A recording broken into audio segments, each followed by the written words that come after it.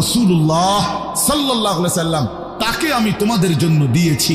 এটা আমার সর্বশ্রেষ্ঠ নিয়ামত। বলেন আলহামদুলিল্লাহ, বলেন আলহামদুলিল্লাহ।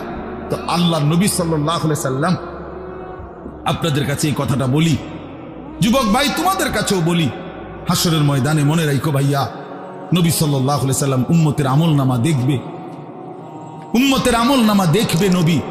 আর দেখা নবী সাল্লাল্লাহু আলাইহি ওয়াসাল্লাম উম্মতের এই আমলনামা হাতে নিয়ে যখন দেখবে, পৃষ্ঠার পর পৃষ্ঠা, ফজরের নামাজ নাই, 30 বছর মিথ্যা বলে, 30 বছর সুদের লেনদেন, 40 বছর হারামের ব্যবসা করছে, কোনোদিন 5 ওয়াক্ত নামাজ পড়ে নাই, স্ত্রী পর্দা করে নাই, ছেলেটা নামাজ পড়ে নাই, ঘরের মধ্যে অনবরত টেলিভিশন চলছে।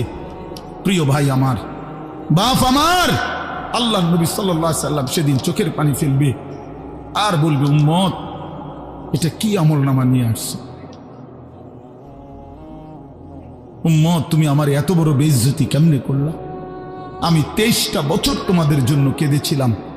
সারা রাত এশার নামাজের পরে নবী দাঁড়াইছে কানতে কানতে, ফজরের আজান পর্যন্ত নবী উম্মতের জন্য দোয়া করছে আর চোখের পানি ফেলছে।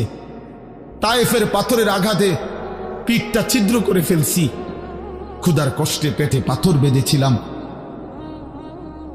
উহুদের দান শহীদ করা রক্ত নিয়ে উহুদের ময়দানে পড়েছিলাম বেহুশ হয়ে, ঘরের চুলায় 3 মাস আগুন জ্বলে নাই।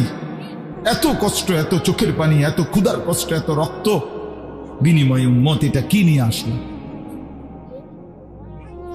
নামাজ কই, সেজদা কই, রুকু কই, ফজর জোহর আসর মাগরিব ইশা কই, হারাম থেকে বাঁচা কই, হালাল উপার্জন কই, জিকির কই, তেলাওয়াত কই, আমার সুন্নত কই? কেমনে এমনে ভুলে গেলা উম্মত? আমার এত বড় বেইজ্জতি কেমনে করলা? আমার এত বড় অপমান কেমনে করল? কি জবাব দিবেন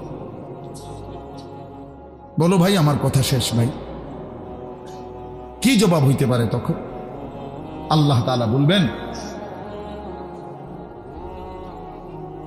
আল্লাহ তাআলা বলবেন, বান্দা আমি আর কেমনে বললে তুমি মানতা?